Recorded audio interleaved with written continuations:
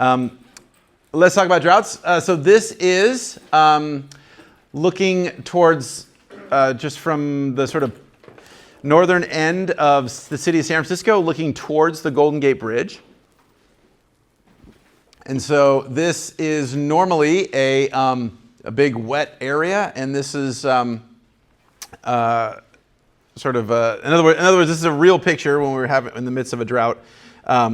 And droughts are a part of life here in California and the western U.S.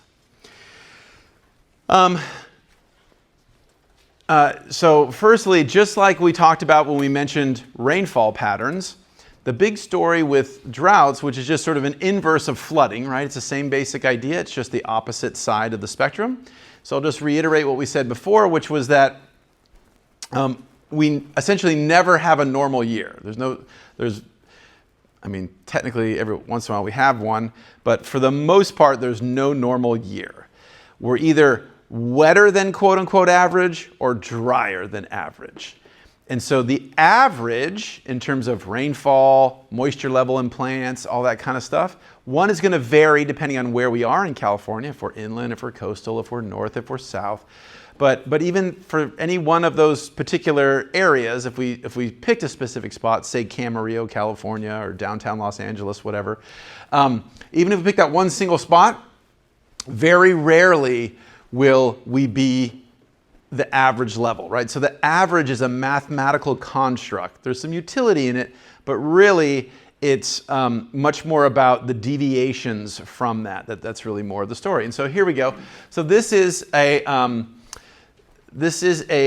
smoothing curve, a smoothing function that we've applied to this particular data set. And this is Lee's Ferry, which is on the Colorado River, which is one of the main sources of water for those of us here in California, particularly here in Southern California. And so it's just a particular point in time, right? Or a particular geographic location, we can use to measure our points in time at. And so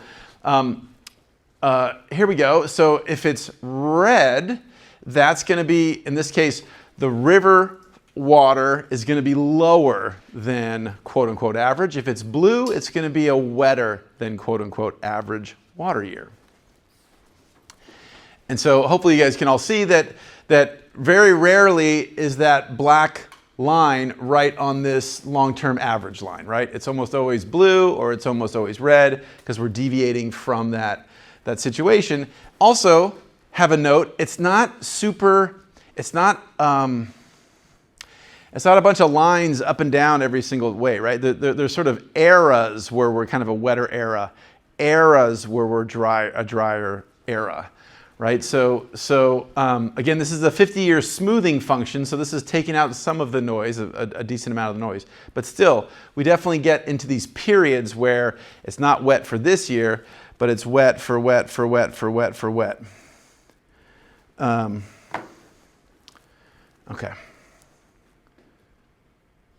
Okay, and so also what I want to say is when we were deciding our policies in California and the Western U.S., we unfortunately did not listen to a guy that was on here. I forget. Do I have a slide of that?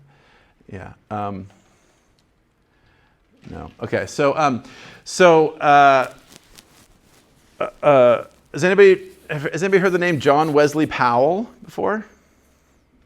Maybe in environmental history or in your hydrology geomorphology class, maybe?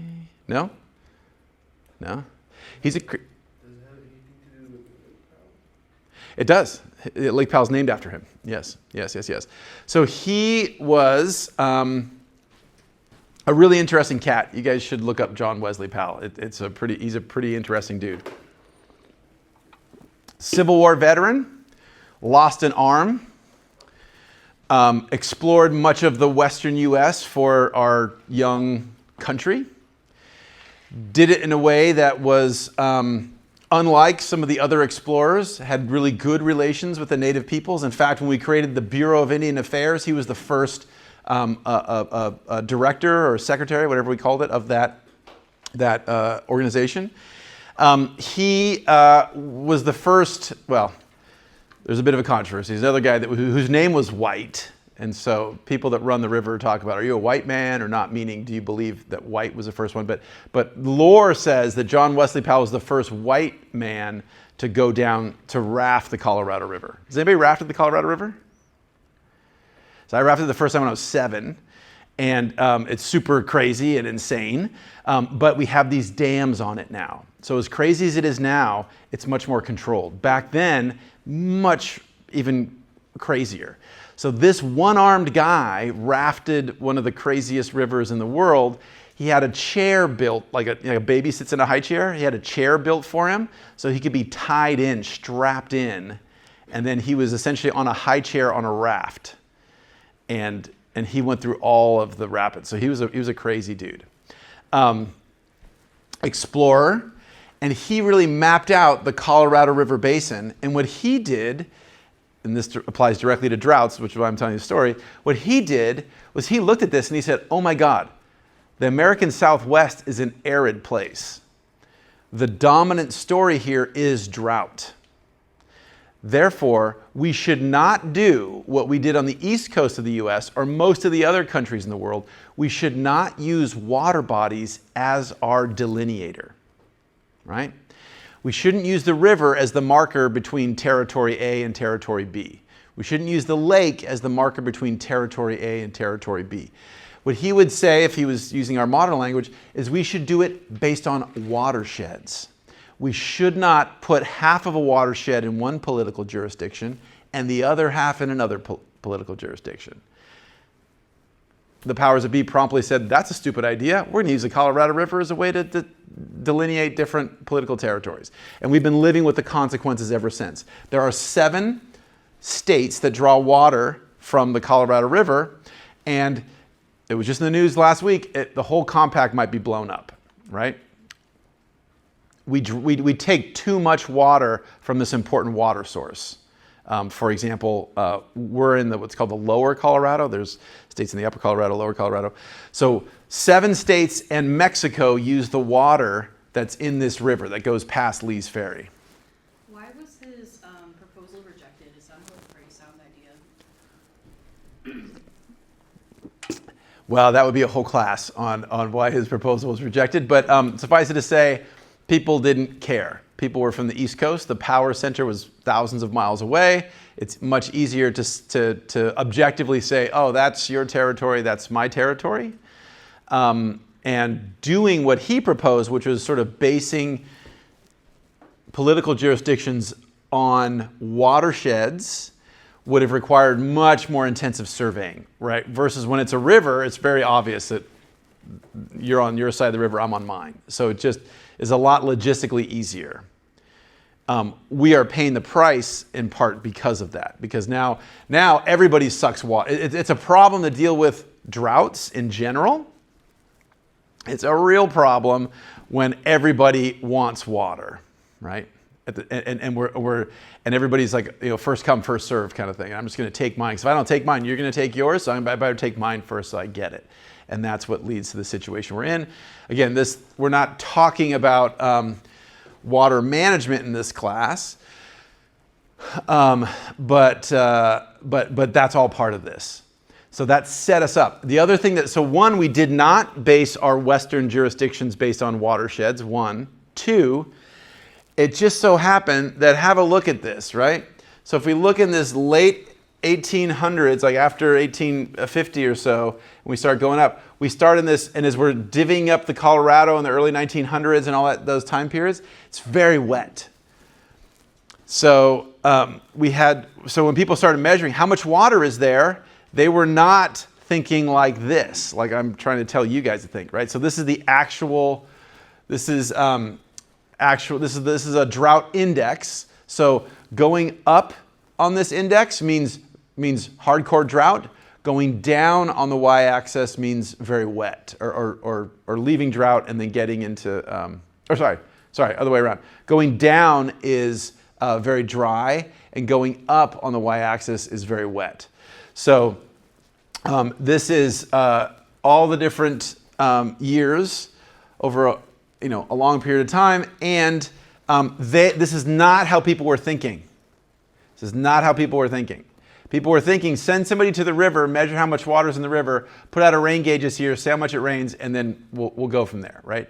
There was not an appreciation of deep, very variable environmental change, right? That was not part of the scenario. And so, this is lab for today, but if we take a look at this, so this is some examples of some of our rainfall data. So let's pick a date. So here's 1915. So here's on my upper left over here. This is from a station in Ojai. 1915, 16, 17, right? And we're going down to different years. And so this October in 1915, no water. Or excuse me, no rainfall. No rainfall. The next year, almost 3 inches of rainfall in October. The next year, no rainfall, right? And so on and so forth. And so it really is a very noisy station.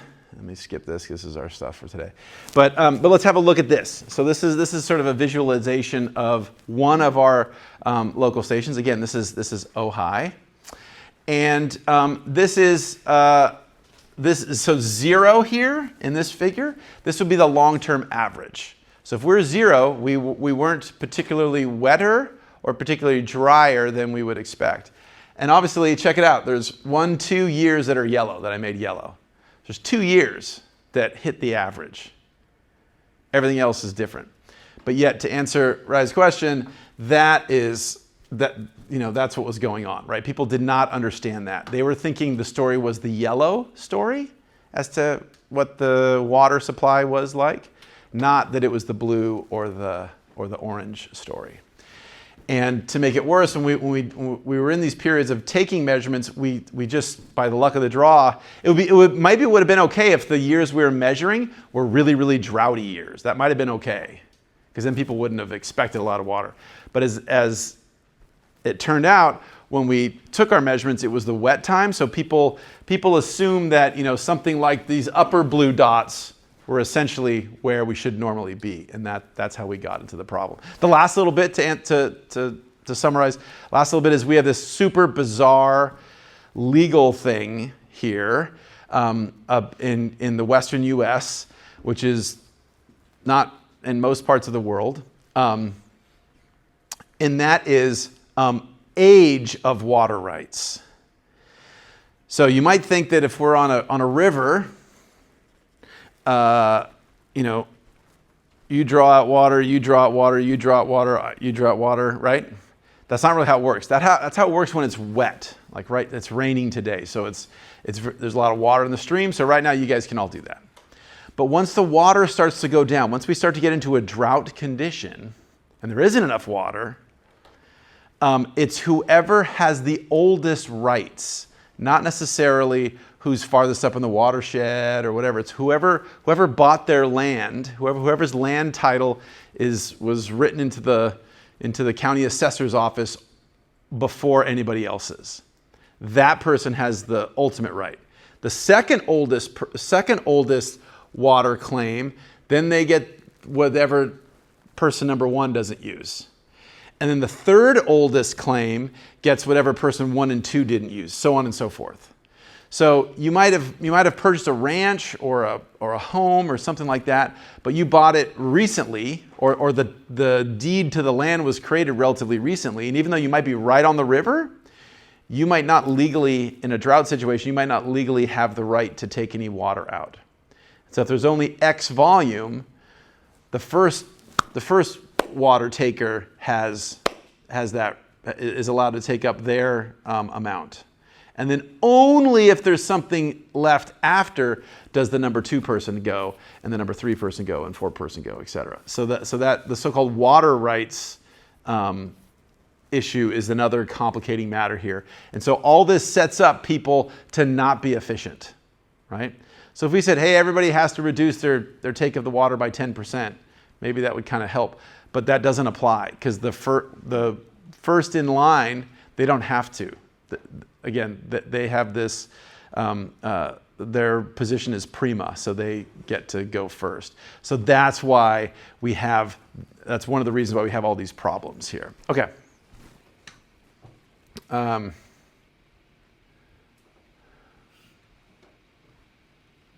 Oh, I see what's wrong. I'm in the wrong part of my thing. That's why I'm getting all this weird part. Okay, there we go. Let's do that. Okay. I was like, man, we're talking about the lab. I wonder why. Okay, so a couple key things that are going to play out in terms of how we talk about drought here in California are the overall hydrology, first and foremost. That's the physical moving of water throughout our environment. And then there's the choices that we make in terms of how we consume water. The next thing is the infrastructure that we have put in place in the state of California that was mostly done over 100 years ago. And we've talked a little bit about this in the concept of flooding, but this is the whole idea where, the majority of the water is in Northern California, but the majority of the people are in Southern California. So the rain doesn't necessarily fall where most of our human demand is, and so that's what the infrastructure in the state of California is designed to try to respond to move it from where it's relatively abundant and then put it where it's relatively scarce. And that also plays into different regional demands. So we have different user bases. In the Central Valley, we have a huge demand for agriculture, et cetera. On top of all this, it's always getting harder because our population is growing. And that's not just California, that's the whole planet, right? So the supply of fresh water is a key stressor in most regions, if not all regions of the world right now and going on into the future. And then climate change is only complicating all this stuff. So as I said before, 2/3 of the water is in Northern California, but 2/3 of us are living down south, as we're talking about. Lots and lots of variation, year to year, season to season, region to region. The whole story is variation.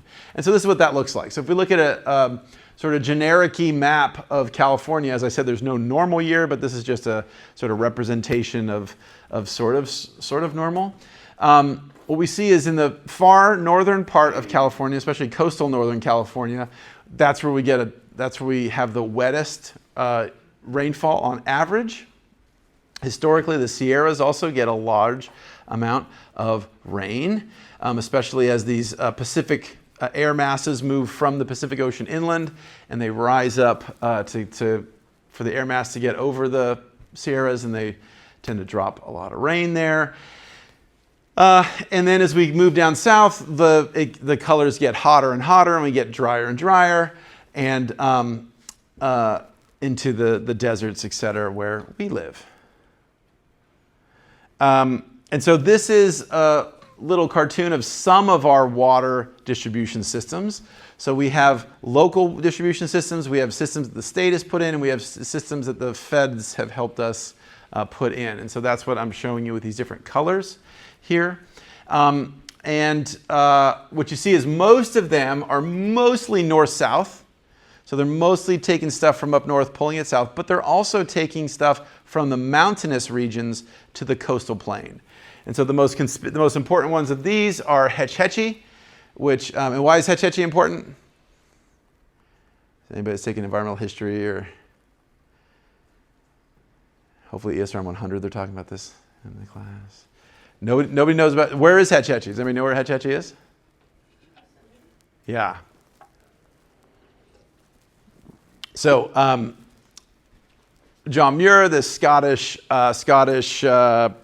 immigrant, working on a lathe back east, screws up, thing flicks off the lathe, goes in his eye. He thinks he's blind. He lays in bed. He has his eyes bandaged. He prays to God, and he says, "Hey, please, please, Lord, if you give me back my sight, I will do something good with my life." After several days, they take the bandage off. He can see, and he goes, "Okay, thanks God. I'll honor my part of the bargain." He starts hiking west. He hikes all the way west till he gets to California. And basically, he finds Yosemite Valley, and a valley heavily managed by the native peoples in the area, mostly through active fire management. But he's just in awe. He's an eloquent writer. He's a good writer, and he's a prolific writer. And so he makes all these arguments in newspaper articles and op-eds and pamphlets and things like that, and essentially helps generate this huge interest back east, and creates an organization called the Sierra Club, which you now know is an environmental organization, but was originally created to lobby to protect Yosemite, and it became our a park in the mid late 1700s. Okay, so he gets Yosemite protected. He said this is just like all of our arguments about the establishment of Yellowstone and 1872 and all those great other things where, hey, let's set aside some of this resource for future protection. And then people interested in damming, because Yosemite is a nice big granite bowl, right? Or almost a bowl with a nick out of it where the river goes down. So, okay, we can't dam that. And so because that's now protected, now, and the powers that be at this time are located in San Francisco. San Francisco has an opera. San Francisco has the culture. San Francisco has the banking. But San Francisco wants water. So now we move over to the next valley over, and that valley is called Hetch Hetchy Valley. Good try, though. Good try. So that's why Hetch Hetchy's here. So the Sierra Club loses that battle, does not protect Hetch Hetchy, and so a dam goes in, and that has been there ever since. That water supply supplies San Francisco. So it all gravity fed. There's no pumping. Just that's what this big long green water infrastructure is. So the elevation, gravity is going to pour that water down through here. It's going to go around San Jose, up through the spine of the San Francisco Peninsula, and then dump up into San Francisco. So San Francisco always, if not almost always, has, I should say almost always, if not always, has usually regarded as the best water in the country. So it's it's basically drinking Sierra spring water. It's pretty cool. So we do have some of those Sierras to the coast, but mostly our water infrastructure is pulling northern waters down to the southern areas. This is also, I'll note, there's no real way for when President Trump was saying in the wake of the Palisades fire, oh, we just need water, is all a lie, right? It's not true. So we don't really have a way to move that water from most of those reservoirs to Los Angeles. Rather, if you look, most of these federal projects are dealing with agriculture. So most of these federal projects are not bringing water from way up north to all the way down south. They're bringing water from one little chunk of an area to another irrigation district, basically in the Central Valley. So when he ordered the Army Corps of Engineers to open up the quote-unquote floodgates on two of our reservoirs, all they did was almost flood people and stuff. None of that water ever got to LA. It was a photo op, 3 weeks ago, just so he could have something to post on his social media. Okay, so a big story a big part of our talking about drought and water supply has to do with the San Francisco Bay Delta, right? So this area is getting water both from the northern part of the state, as well as sort of sucking stuff from the central and eastern part of the state over here, and they go into the delta. And so we suck a lot of this water out. There's a lot of controversy here because we take out so much of that fresh water, the salt water is able to move farther inland than it otherwise would move. And so that salt water comes in and causes issues, causes problems. Yeah, okay, blah, blah, blah, blah, blah, blah, blah, blah. Yeah, okay, cool. So all this is to say, with all this infrastructure, that it works really well when it's a wet year, right? When it's raining and we get all this stuff coming down, cool. Like all the plumbing works and everything. The problems come into play mostly in the dry years, in the years when we're in a drought condition. And so that's when we hit those things. Our demand is so high, our needs for the water is so high that when we don't meet that, that's when we start getting into problems. Sorry. And so this stands for millions of acre feet.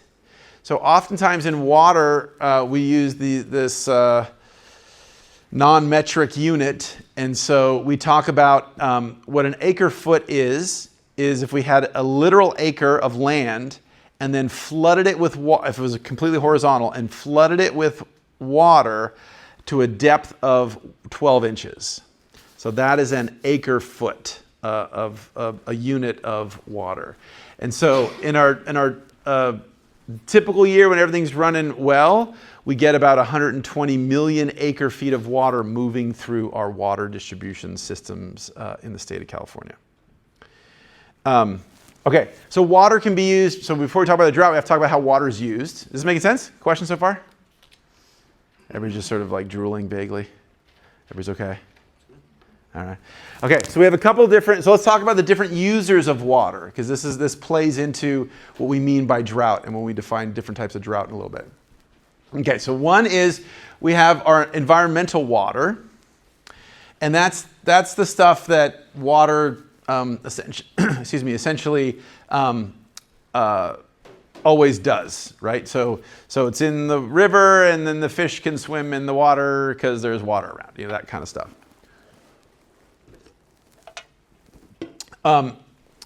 We have different laws that regulate regulate environmental water. But first and foremost, it's stuff related to rivers, river flowing, river recreation, critters that live in the river, that kind of stuff. And because of some of the downsides we've seen is when we've taken too much water out, we have, in some cases, specific regional laws or regional requirements that influence how environmental water is regulated in a particular setting or watershed or delta or whatever. And that's the case with the San Francisco Bay Delta. And then we have things like Endangered Species Act and whatever. Okay, so this guy is one of the key players here. This is a delta smelt. So this is a fish, endangered fish. They used to be super, super abundant, but now is less. Is populations have crashed. So I'll just say this. This is usually incorrectly. This is like so many things, unfortunately, in today's discourse. There's something that has some truth and resonance, but then it's completely bastardized and twisted and used for something else. So in the conversations is a bold word, in the rhetoric that was coming out from the president's office in the wake of the Palisades fire, the answer was, all because we wanted to save some stupid fish, we let LA burn. Totally different issues, totally unrelated. That didn't have anything to do with the water supply in Altadena or in the Pacific Palisades, but because he knows so many people are so angry over this topic, particularly farmers that want to take the water out, they don't want to have fewer restrictions mandated by the Endangered Species Act. They don't want to have to worry about this endangered fish. It's become a potent symbol. So you'll see this delta fish rise up in conversations in the Eastern Sierra, rise up in the southern San Joaquin Valley, rise up in the Los Angeles Basin, right? Even though it's related in the sense that we don't have unlimited water, but it's not directly related to the management issues that oftentimes people are talking about. But it's a convenient talking point. This is the real issue. The real issue is that there's more and more people, we're sucking up more and more water, and we have growing demands for water. Much of our system, so those things I showed you were mostly linear, so those are mostly water distribution systems. We also have water storage systems. So we also have a reservoir network. And so that is basically a big pool. These reservoirs are now pretty much viewed as, I would say by environmental professionals, pretty stupid and incredibly wasteful. They waste insane amounts of water. Much of that water is going to evaporate in the summertime from the surface, so we lose a lot of stuff. So most of the stuff in as we go forward, when we talk about storage, most people are interested in subsurface storage. So taking that water, maybe we want to store that water, but let's store it underground where it can't evaporate. The main advantage of the surface water storage is that allows us to also do hydropower. So it allows us to have the water essentially flow down a waterfall and turn a turbine and make some energy. And we actively use that water distribution system in our energy management scenarios. So sometimes we let the water go down and we turn the turbine when we need energy. And at other times when we have abundant energy, cheap energy, we'll actually use electricity to reverse the process. So we'll run electric pumps and suck the water from the bottom of the waterfall up to the top of the waterfall. So suck it back up over the dam and use it as a gravitational storage, as a gravity battery. So we'll let the water run out at night when we need electricity, but in the daytime we have abundance of solar energy and a surplus of solar energy. We'll then take that solar generate electricity and pump the water back up. So the energy thing complicates this, but regardless, we put in surface storage. So most of our storage for water in California is in that form. So our surface storage is either going to be in lakes and reservoirs, or it's going to maybe just be in frozen snow. That's what the illustration on the right is showing. Okay, and so Mark Twain famously said, talking about California in the West, or at least everybody thinks he said it. He's often attributed to it. It's not clear who said it first, even though Mark Twain did say this, but he apparently wasn't the first one. But regardless, whiskey is for drinking, water is for fighting over, right? Meaning that, really the legal battle here is really a key part of it. So we already mentioned that in terms of John Wesley Powell and in terms of water rights, etc., but it's a huge problem. Okay, so all that is to say we have a couple different types of droughts. So you guys should definitely write these down. So these are different. So all of these would qualify as a drought, but obviously they have different dimensions to them. So first and foremost would be what we typically think of as drought, meaning I thought it was going to rain and it didn't rain. So a rainfall deficit, a precipitation deficit. Okay, we can also have a soil drought or soil moisture drought. Okay, meaning that maybe we got a little bit of rain, but the duration or the intensity of the rain was such that we weren't really getting a lot of water into the soil. A classic example of that would be, again, if we imagined some of our, let's say in the Mojave in mid-late summer, we have these big thunder showers and they're kind of raining down, but when it's so hot, the ground is so hot, and the rain is such that when it comes down, it doesn't necessarily strike, it evaporates before it hits the ground, or it hits the ground and very quickly evaporates. So yes, it's raining, but it's not getting into the soil. And we can also get this in agricultural areas where farmers have a high demand. Maybe they have a really a thirsty crop, we could say, a plant that's really sucking up lots of water. And so that plant is sucking up more water than we're able to put into the soil. So you can also get that. Moisture drought can be driven by agricultural practices or unsustainable agricultural practices, I'll say. Okay, then we get a river drought, which is the flowing water in what would otherwise be a flowing waterway, right? So we normally this time of year expect there to be surface water. I expect if I walked across this river, I'd have to swim across, or I'd get my ankles wet. Now when I try to do it, I'm walking across, damp mud or something like that. And we can also have socioeconomic drought. And so this is where we have a reduction in water supply such that you and I have to change our behaviors, right? Society changes its behaviors.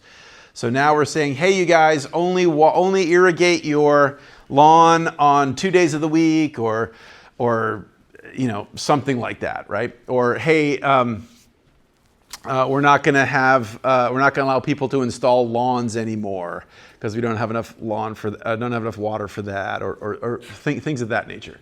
So we have the rainfall drought, the moisture drought, or the soil moisture drought, river drought for flowing waterways, and then socioeconomic drought.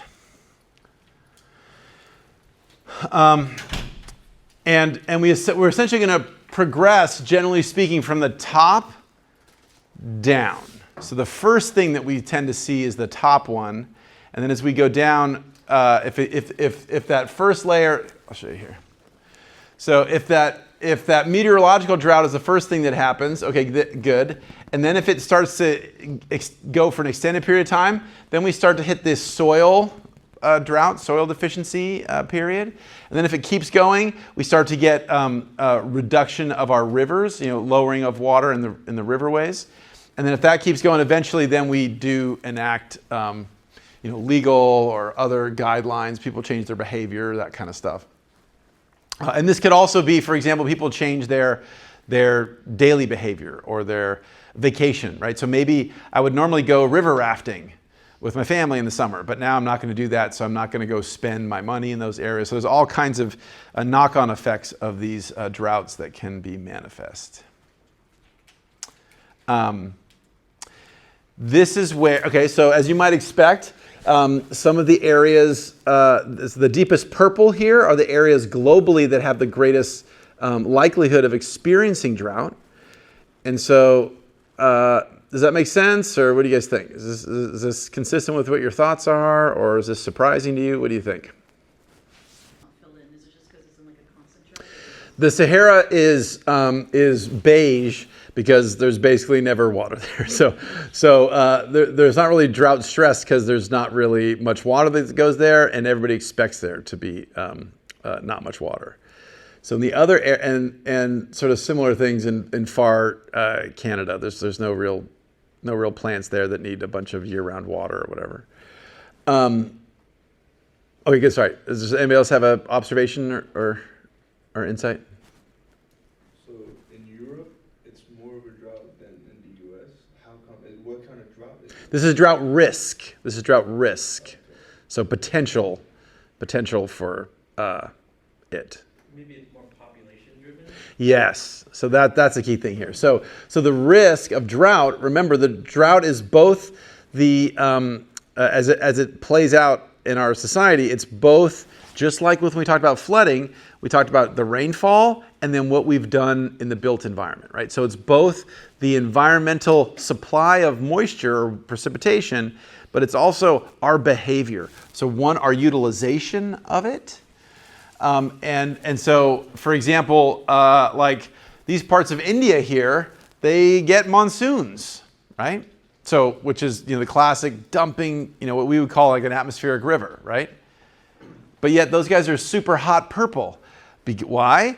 Because India is now the most populous, the country with the most people in the world, right? Even more so than China now. And certainly on a density basis, a person per square kilometer, definitely that's the case. So these folks, while they might have a lot of water, they have an insane need for water, an insane demand on the water resources. So it's those two things together that produce the effective drought risk. So so we always hear about California and everything, and that's a real challenge, right? We have a lot of water stress here. We don't have as much water as we'd like.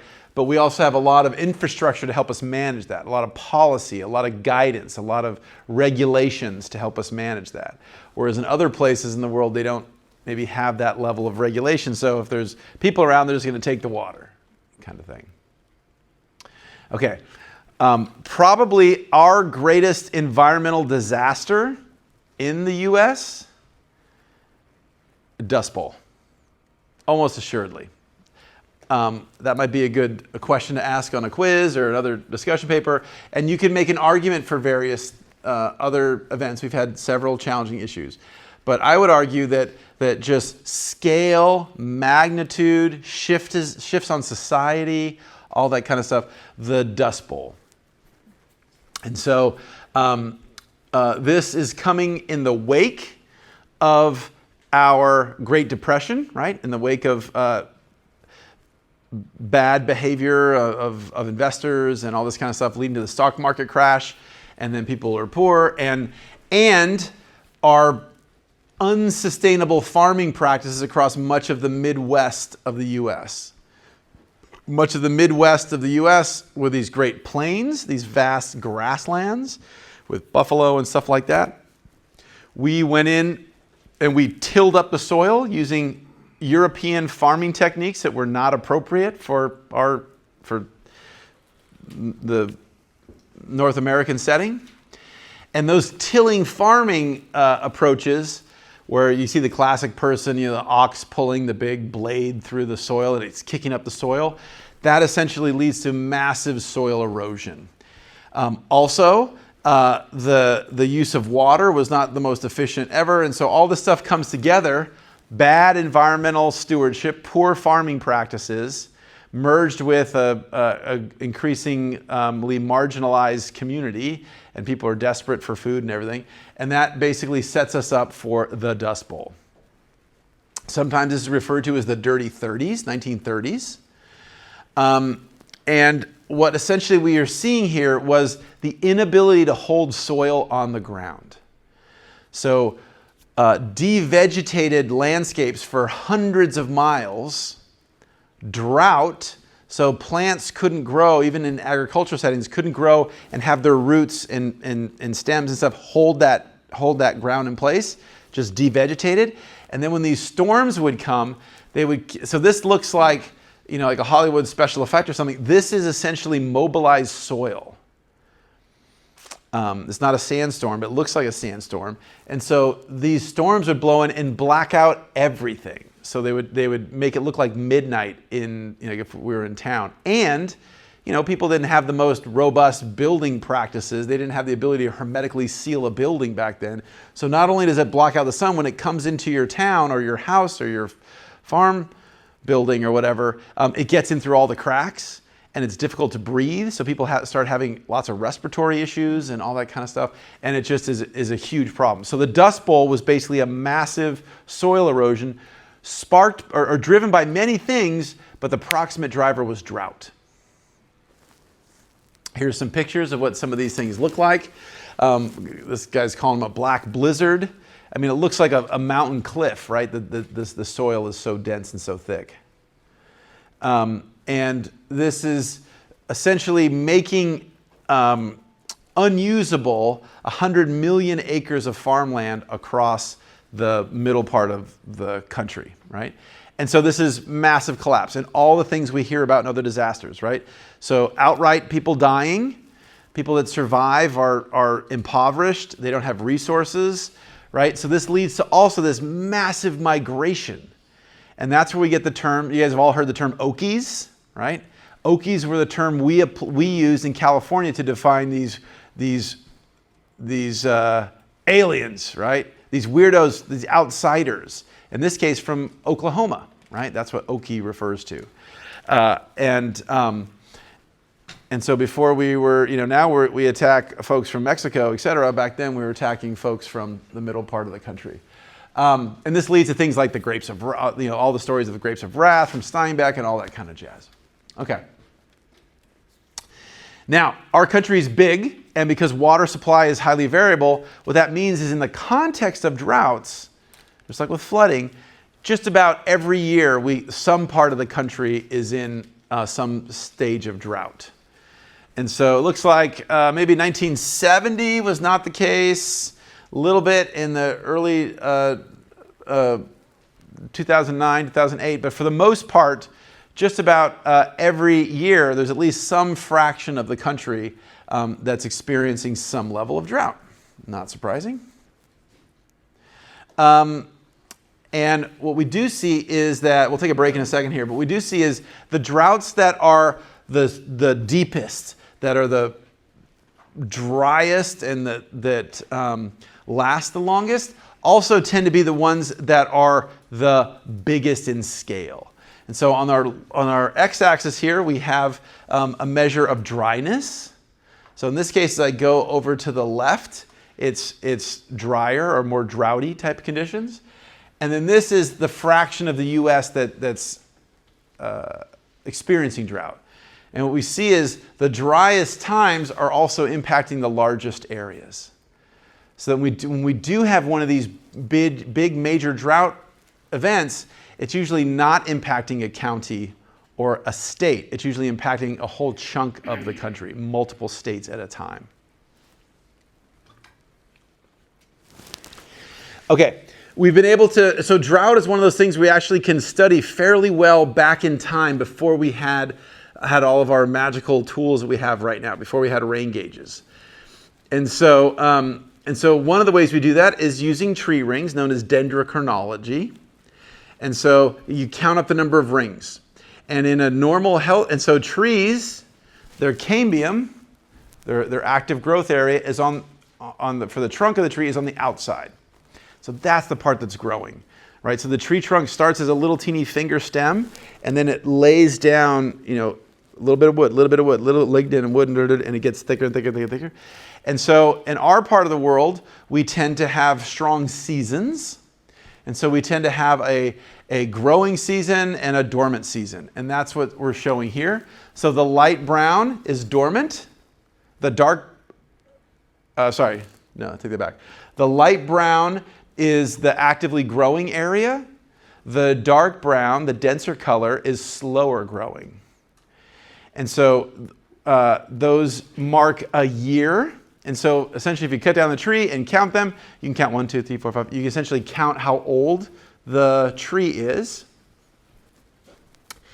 And if we go back to that same data I showed you before from Lee's Ferry on the Colorado River for the southwestern US, and we put in our actually directly measured water flow rate in the river, and then match that up with estimates of dryness and drought that we're getting from the tree rings, we see a pretty good agreement. So in other words, the trees seem to be responding the same way that rivers are responding, meaning that we have these large-scale drought. Drought conditions, everybody is feeling it similarly. Okay, and we can then do that in one place, and another place, and another place, and then when a tree falls over, and we can date that tree with, say, carbon-14, and the tree just sort of sits there for a while, especially in places like California in the Southwest, not super wet. Tree doesn't necessarily rot very quickly. We can actually start to go back and actually walk back, not just how old our tree is, but we can crosswalk it to some other dead trees, some that are like with bristlecone pines that have been maybe dead for thousands of years. And we can actually use that to extend our historical frame in a with a high degree of spatial resolution.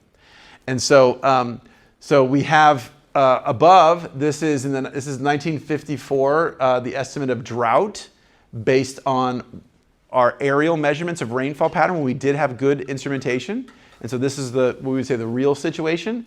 If we try to do that with just tree rings, it's pretty close, right? It's not exactly the same, but it's a pretty good approximation.